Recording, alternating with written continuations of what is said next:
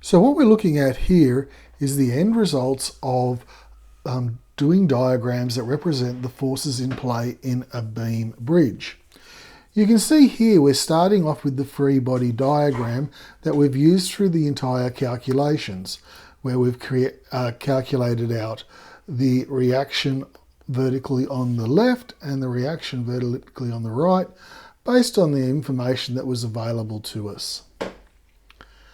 As we're going down to shear force, which is the second diagram here, you've got to imagine that this is where, like a pair of scissors, it's actually going to shear, it's going to cut, and it shows us where the most vulnerable point is on this beam structure. Here, there's some things that you need to notice and to realise. Where we've got a universal load here, the universal load is a direct diagonal line from point to point. When there is a point load itself, this is a direct line down. Okay, so universal distributed load, it's a gradual step-by-step load going in a downward direction, or it might be sloped up depending on the load. And a point load is directly down. You can see here in our diagram we do have another universally distributed load, and that too travels in a downward direction.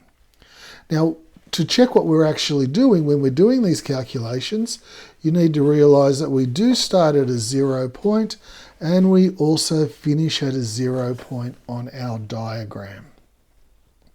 To do these calculations, the equation that we will be using in this case is firstly, nominating a direction, a positive direction, and it's the sum of all forces must equal 0. Sorry, the sum of all shear forces must equal 0. Coming back to the next diagram here, we have what they call a bending moments diagram. Here's some features to look out for in these diagrams. Again, it starts at a 0 point and it must end at a 0 point. So it's our starting. As we're climbing, like the universally distributed load in this case, is a curve from one point to the next.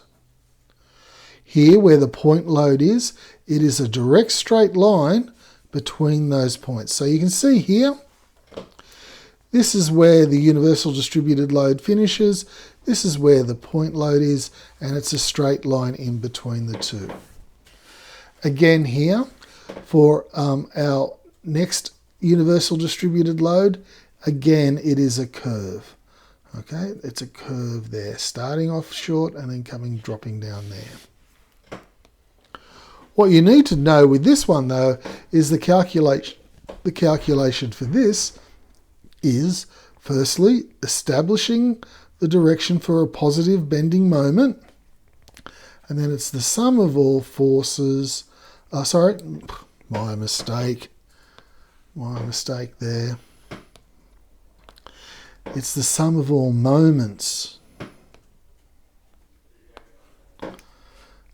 The sum of all moments must equal 0 in a bending moment diagram. So that's a quick overview.